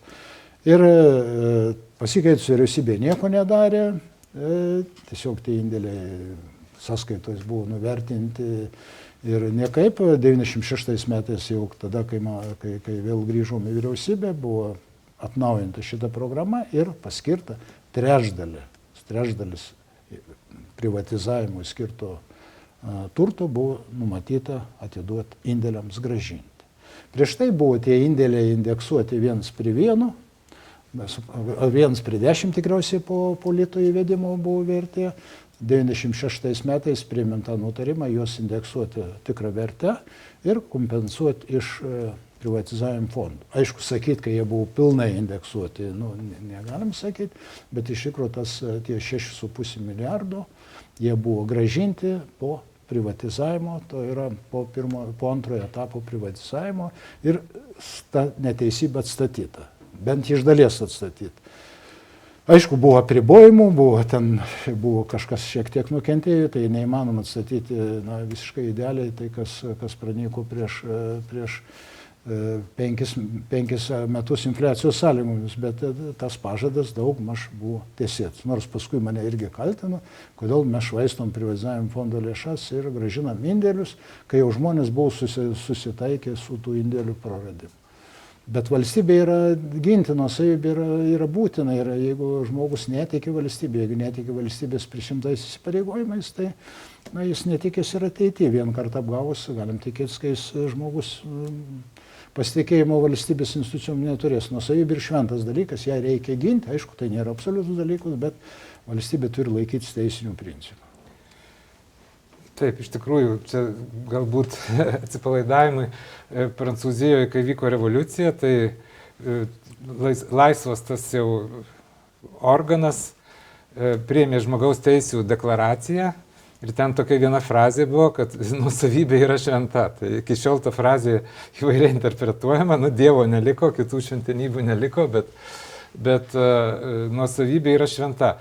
96 metais jūs tapote premjeru, tuo metu politinė darbotvarkė dominavo ES integracijos, NATO klausimai. Ir aš čia taip ironiškai sakau, laukia Europa mūsų išskėtusi rankas ir džiaugsmingai kvietė mus. Taip? Deja, nelabai mūsų laukia, nelabai mūsų kvietė, nei į NATO, nei ES, jie vis tiek matė kliuvinį didžiai geopolitikai. Nerėmė nei Jungtinės Amerikos valstybės, nei Vokietija, kuri, nors nepaisant to, kad turėjo lygiai ir tokį asmenį kontaktą ir su tuometiniu kancleriu Helmutu Koliu, su kuriuo nekartą teko susitikti. Ir pataikaujant vokiškai kalbėti, kai dabar mėgstama pataikauti Trumpui, tada aš pataikavau kancleriui Koliui. Bet visuomenės buvo didelis palaikymas ir reikia pripažinti, kad vakarų visuomenė nusirėmė, bet pažiūrėjau skandinavų kraštai. Aš turėjau tą liūdną patirtį, kada vienam iš paskutinių viršūnių susitikime Švedijos premjeras, tuometinis ilgamets premjeras Karlsonas pasikvietė už užuolaidas pakalbėti prie pietų stalo. Tada aš nesupratau, kodėl užuolaidas, kol mes negalime atvirai kalbėtis prie stalo. bet jis nenorėjo, kad kirti girdėtų, tai jis pasivedė ir, jis sako, nelabai mes galim paremti, jeigu Maskva nesutiks, jeigu Maskva blokuos, mes ko gero negalėsim nieko padaryti ir jis man patarė, tu žinai, ką sako, sėsk, važiuok į Maskvą ir prašyk jų sutikimų. Tuo metu mesgi buvom kokie jau pasipūtę, visi išdidus, tai pasimečiau, nežinau, ką jam sakyti, aš tik sakau, gal pats ir važiuok. Tai paskui tik paaiškėjo, kai jis nuėjo dirbti į Gazpromą, buvo prie Gazpromą įkurta tokia įmonė, kuri organizavo viešuos ryšius, tai jis atliko tą darbelį ir, jis matyt pasidėjo pliusiuką, kai jis mane paspaudė, o aš nesutikau, tai ir viskas baigėsi. O Suomijos premjeras buvo kitokia, irgi per tą patį susitikimą, jis vėl po jos, jis matyt gal nujauti, kad tas Švedijos premjeras man sakė. Žinai, sako, nelabai, sako, aš galiu jums padėti. Sako, viską atvirai sakau, nelabai ką galiu, bet sako, aš to galiu pažadėti. Mes nekenksim. Mes nekenksim, jeigu bus palaikym, mes jūs priimsim. Taip, kad ir stojimas Europos Sąjungai nebuvo toks, jau sakykime, jau toks labai lengvas ir paprastas, bet gana sėkmingas. Tai šiuo metu, jeigu mes, tarkim, tais metais, tuo metu nebūtume lito surišę su doleriu, paskui su euru, tai Lietuva būtų klestėjus. Kodėl dabar visi stebėsi, kodėl nuo tų pačių bazės Lenkija, kur iš tikrųjų buvo žemiau 90 metais pagal BVP vienam žmogui, kilstė, dėl to, kai turi nuosavus pinigus, nes nuosavi pinigai tai yra įrankis, kur tu gali vykdyti tokį protekcionistinį politiką, kada pakelti, kurs nuleisti. Tai yra labai naudinga, kai Lietuva susijėjo, tai lygiai ir turėjom, vos nekonvertuojam valiutą, bet neturėjom jokių savo piniginių svertų. Mes buvom visiškai priklausomi ir infliacijos sąlygomis, tai buvo katastrofa, tai yra Lietuva labai daug pralaimėjo. Ir atsimenu, mane prieš jau tampant antrą kartą premjeru, tada Vokietija pasikvietė, Centrinis bankas, vadovai pasikvietė į privačią į stažuotę 4 dienų. Tiesiog, kad išmokė, jie gal žinojo, kad aš ekonomistas ir išmanau piniginę politiką, bet jie pasikvietė ir sudėliojo man. Pirma paskaitėlė buvo vadovo nuo to, kokie mes elgiamės kaip Afrikos šalis su valiutos valdymu. Jie išvardino, kurios šalyse, sako, dabar, aš jau irgi pasiruošinu, kurios šalyse buvo įvesta valiutų valdybos modelį. Tai vienoje dviejos Pietų Amerikos, vienoje Afrikos šaly. Sakė, jūs esat 4. Tai sako, kaip jums atrodo? Sakau, blogai atrodo.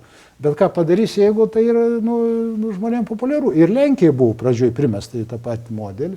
Čia spekuliacinis, juodai spekuliacinis modelis, bet Lenkija vis tiek didesnis šalis greičiau atšoka atsikabint. Ką reiškia tas, sakykime, tas modelis? Tas modelis reiškia, kad jeigu infliacijos sąlygomis yra fiksuotas santykis, tai, tarkim, atsivežė, ką darydavo mūsų lietuvaičiai iš Amerikos, atsiveždavo, tarkim, kelišimtus tūkstančių, pasidėdavo į banką, pakeisdavo į litus, žinodavo, kad tuometinė vyriausybė ir bankų vadovas metus laik nekeis kursą, palūkanos būdavo 100% ar 120%, po metų vietoj 100 tūkstančių gaudavo 200 tūkstančių ir įsiveždavo. Man net parodė diržus mūsų mėly Amerikos lietuviai, kaip jie veždavo pinigus ir kaip jie investuodavo į tą spekuliacinį modelį. Tai čia per Lietuvą išplaukė milijardai pinigų, kurie galėjo būti investuoti į Lietuvą. Tai yra, jeigu mes būtume nesiblaškę, ėjo normalių, įprastų, civilizuotų kelių rinkos santykiams, prekiam piniginiams, mokestiniams, nebūtum susigalvoję progresinių mokesčių, tai Lietuva šiandien jau klestėtų. Nepaisant to visų tų kliūvių, taip Lietuva klesti, bet būtų vaizdas buvęs dar gražesnis. Bet jau euro įvedimas pozityviai jūs jau įvertinote. Tai tuo metu mes jau, kadangi mes, kai buvo susietas litas su euru, mes neturėjom nei eurų, nei litų neturėjom. Taip. Tai išoriškai lyg ir, tas... Kažkoks tarpinis dalykas. Jie buvo fiksuota. Tai yra, tas pats, kaip, jeigu įsivaizduojat, aš kadangi užsiminėjau monetarinę politiką ir pats užsiminėjau matematinį ekonominį modeliavimą, tai įsivaizduojat, vaizdas toks būtų, kad audringoje jūroje išplauktų kapitonas, jį pririštų prie vairo ir pasakytų, kad tu neturi teis nei į kairę, nei į dešinę. Kur plauks, ten ir plauk. Išmes vis tiek kur nors į kraną. Tai panašiai yra ir su šito, bet kada jau perėjom prie euro, taip, tada jau turėjom pilnavertį eurą ir jau buvom, galbūt dar kurį laiką geriau būtų buvę su grinai lietuviškais pinigais, kaip Lenkija daro, nes reformos metu galima amortizuoti. Tai per pinigus galima užsidėti muitą, liaudiškai tariant. Pasikeli biški kurs, tai nuvertini biški kurs ir iškart muitas atsiranda. Tu gali proteguoti savo prekes, ką daro Jungtinės Amerikos valstijos. Kai tik tai pas juos biški ir problemas, karas dar kas nors, jie taip pat nuvertina biški pinigą, užsideda muitas, tokiu būdu susirenka pinigus, atsigauna ir vėl pakyla. Bet euro įvedimas, aišku, dabar tai yra nenuginčiamas dalykas ir alternatyvos nėra. Mūsų pokalbis artėja į pabaigą, bet turiu dar keletą liko temų. Tai matyt, pabaigsime aktualijų vertinimo, o dabar dar norėčiau paklausti, kaip jūs dabar pats gyvenate, kuo užsiimat, kaip laikotės? Kai buvau tarybos narys 10 metų linksmiau buvo, įdomiau buvo, ateidavau čia, nuotaika žvalesnė, kažkaip akademinė aplinka, iš tikrųjų gerai veikia, pozityviai veikia, bet šiaip darbų netrūksta, turiu daugybę įvairių projektų, nekomercinių, tarptautinių. Vienas iš tokių, sakykime, kur gali paminėti, gėdingas atvejis, pavyko atvesti, įkalbinti, ateiti Vokietijos energetinį milžiną RWE, kuris norėjo statyti jūrinio vėjo parką. Dalyvavau konkursą, aš juos už rankų vedžiojau, šių negavau nei vieno cento, vedžiojau visur, visi, nors ir mano bičiuliai buvę konservatoriai valdžioje buvo, visi atsainiai kalbėjo, bet nepaisant to, aš juos raminau ir jie būtų sudalyvavę, jie būtų tokiam pat sąlygom už savo pinigus, už 1,5 milijardą pastatę tą vėjų parką, jis jau dabar, matyt, jau būtų įpusėjęs statyti. Ir tada, kaip aš įsivaizdavau, kad Vokietija būtų turėjęs kažkokį argumentą, kodėl reikia ginti Lietuvą, kad atsirastų nors vieną kitą stambę investiciją, dėl kurios jie būtų suinteresuoti, jie svarbiau už savo pinigus norėjo mums parką pastatyti. Ne, vienas ministras buvęs tuometinis nusprendė, kad netinka, reikia statyti už Lietuvos vartotojų pinigus, pakeliant elektros energijos kainą. Ir likus 2 savaitėm jie skubos tvarka prieš konkursų pabaigą pakeitė įstatymą, parašė išlygą, kad šitos konkursinius sąlygas galios nebent vyriausybė ateities pakeis. Energetikos agentūros teikimų. Tai pasižiūrėjau. Sak, prieš tai laimėjom konkursą Danijoje, kur lygiai su Danijos nacionalinė kompanija, burtų kelių laimėjom prieš Daniją. Dabar sako, jūs jau, o jie jau buvo įsteigę ir ofisą, ir aš jau padėjau žmonės parinkinėti. Ir sako, mes matom, kad, jūs Igničiui pakeisit, o už tai Igničiui iš tikrųjų stovėjai ten tokie Portugalijos, Ispanijos firmelės, kai kurių konservatorių. Nors iš tikrųjų nemanau, kai konservatoriai, tik prisidengė konservatoriais interesais. Tai ir sakom, matom, kad dar nelaikas ateiti į Lietuvą, ir išsikrausti. Ir gavosi kuo. Iki šiol neturime mes to projektą, nėra už ką statyti, pinigų neturi. Dar mane bandė jau pasikeitus vyriausybę įkalbinti, gal aš galiu sugrąžinti tos Vokietijos tą gigantą, bet žinot, ką aš tai... Dar noriu pasakyti, galbūt kas nenugirdot, RWE, tai yra 100-metę tradicinę turinti visam pasaulyje globali Vokietijos kompanija. Ir padalinys atsinaujinančios energetikos, kuris būtų statęs, būtų antrai, dar jų idėja buvo, fantastiška. Ten, kadangi tų vėjų visi mato, kad bus prigaminti daug ir antras parkas būtų paleis, jie planavo gaminti su tą parku vandenilį. Ir čia yra pradėtas jungtis daryta ir sujungti su dujų tinklais, ir turėti naują būtų Europoje pirmoji tokio galingumo jėgainė, kuri gamina vandenėlį ir kurią galima naudotis ateityje, vis tiek jį reikės naudoti ir būtų atnešus technologiją naudą. Bet dėja, kartais prisidengia patriotiniais šūkiais, kai kurie veikėjai tiesiog už nugaros savo asmeninius interesus gina, nepaisant to, ką daro valstybė žalą milijardinį, bet tikisi, kad uždirbti iš tų trupinėlių, kurie ten nubirės. Tai Turėjau aš dar keletą panašių stambių projektų, bet nesu su valstybė įsėjus. Tai tokie dalykai man įdomus, kadangi pačiam įdomu yra padirbėti su tokiais milžinais ir pamatyti, kaip jie vertina investicijas, kaip jie vertina mokesčius. Visai kitas mąstymas. Ir aišku, jeigu politikai, ateinant į valdžią politikai, jie kažkaip turėtų galimybę labiau prisiliesti prie tos praktinės ekonomikos investicijų, praktinės pusės, aš manau, kad įstatymai būtų tobulesni. Man labai smagu su jumis kalbėti, nes jūsų kalba yra argumentuota. Yra faktai, argumentai, skaičiai. Ir aš tiesiog pagavau save, kad labai seniai tokį kalbėjimą girdėjau dabar, sakykime, iš politikų lūpų. Kažkaip kitaip dabar bendraujama, nežinau, kažkaip viskas kartais suvedama į komunikacinės dalykus, bet kad kaip ir jų jau kartais tų komunikacijų nelieka, arba jos labai silpna ta komunikacija, kažkoks tai toks chaosas, politinės valios dažnai stygius konstatuojamas. Kaip jūs vis dėlto matot? Aš žinau, viename atsiliepime jūs lygtai sakėt, kad dabar visi labai akcentuojasi į tą socialinę politiką, o šiaip reikėtų vis dėlto prisiminti, kad yra toks dalykas kaip valstybės stuburas vidurinioji klasė ir taip toliau. Kaip jūs mato dabar šitą situaciją? Iš tikrųjų, yra ne tik Lietuvoje, bet manyčiau, kad ir kitos kraštos yra vis tik laimė populizmas. Tai yra pataikavimas plačiosiom masėm. Bet jeigu mes neremsim to vidurinio sluoksnio, tų, kurie dirba ir uždirba, mes neturėsim iš ko į pašalpų mokėti, socialinių dalykų. Tai to, sakyčiau, toks skaičiavimas kiekvieno atveju rinkėjų balsų. Be abejo, rinkėjimai, jeigu pasakytum, kad reikia atimti iš turtingesnių turtų, tai tikriausiai 90% žmonių paremtų, nors po to tikriausiai nelabai žinotų, iš ko gyventi ir kaip tą ekonomiką daryti. Tai šiaip dar viena ir, manau, didelė problema, kur patys politikai jau susikūrė tokią apsauginę sluoksnį, tai yra dabar įstatymai draudžia tiesiogiai, tarkim, kreiptis į vyriausybę ir teikti pasiūlymus, bus apkaltintas neteisėtų lobizmu.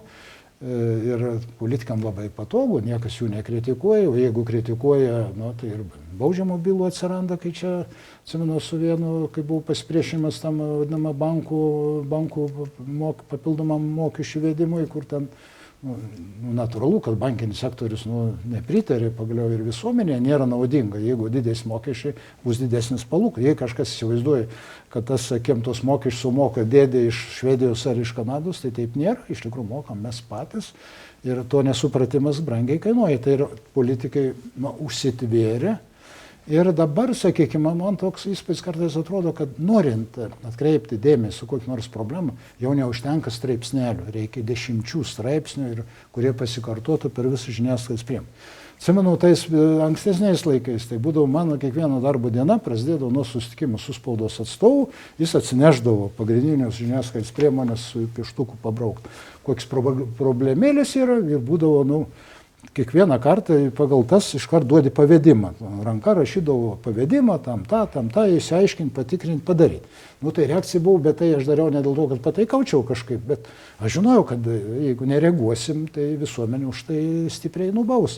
Dabar to poreikio nėra. Gal dėl to, kad socialiniai tinklai yra šiek tiek atsiradę, bet šiaip aš matau, kas daros dabar didžiosios valstybės, vėl grįžta prie tradicijos žiniasklaidos, vėl prie tokių profesionalios žiniasklaidos ir tai tikriausiai pasitarnaus. Kalbant apie politikų profesionalumą, iš tikrųjų, jeigu jūs dabar, sakykime, nueitumėt politikų paklausti, kokį dydžių yra Lietuvos valiutos rezervas. Toks klasikinis, paprastas klausimas. Jeigu 1-2 parlamentarai į tą klausimą atsakys, tai bus labai daug. Atsimenu, vienoje laidoje net premjeras, tuometinis, aš buvau ten komponentas, net premjeras klausė, kas čia yra. Finansų ministras jam sako, po laidos aš pačiam paaiškinsiu, kas čia yra.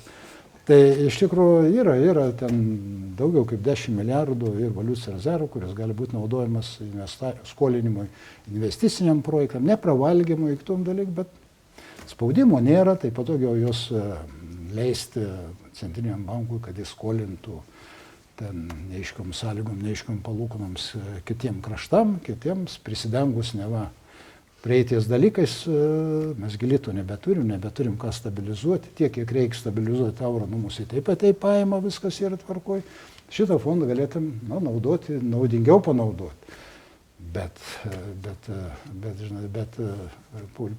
politikų pasirengimas šiuo metu praktinis nėra labai stiprus ir mano toks įspūdis, kad jis tendencijų neturi kol kas dar gerėti.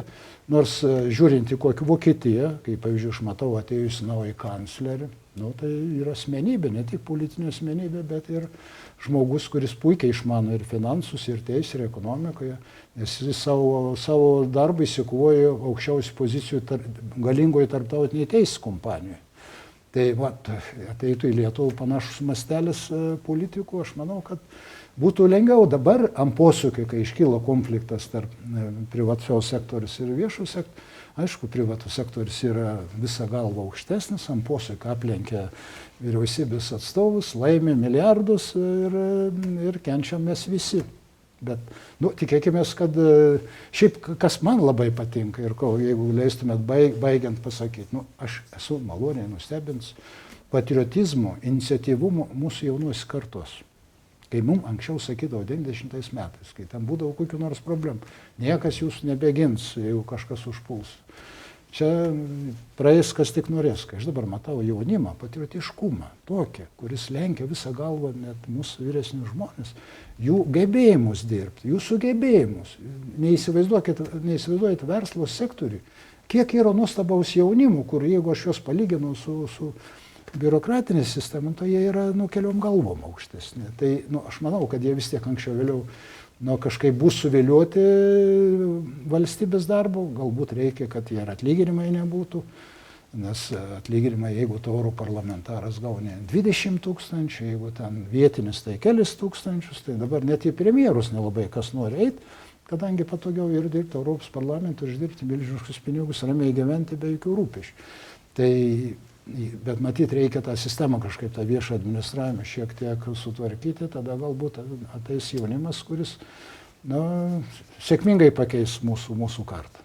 Tai tikėkime, iš tikrųjų, jūsų labai svarbus yra signataro žodis, iš tikrųjų ir kultūros sferoje sujudimas rodo, kokia yra vis dėlto distancija tarp to, ką politikai mano ir įsivaizduoja, ir kokia jau ta visuomenė mūsų pažengusi, mąstanti, savarankiška, tarptautiška, mačiusi pasaulio ir jiems tikrai nepasitenkins tais menkom idėjom ir menkais trupiniais.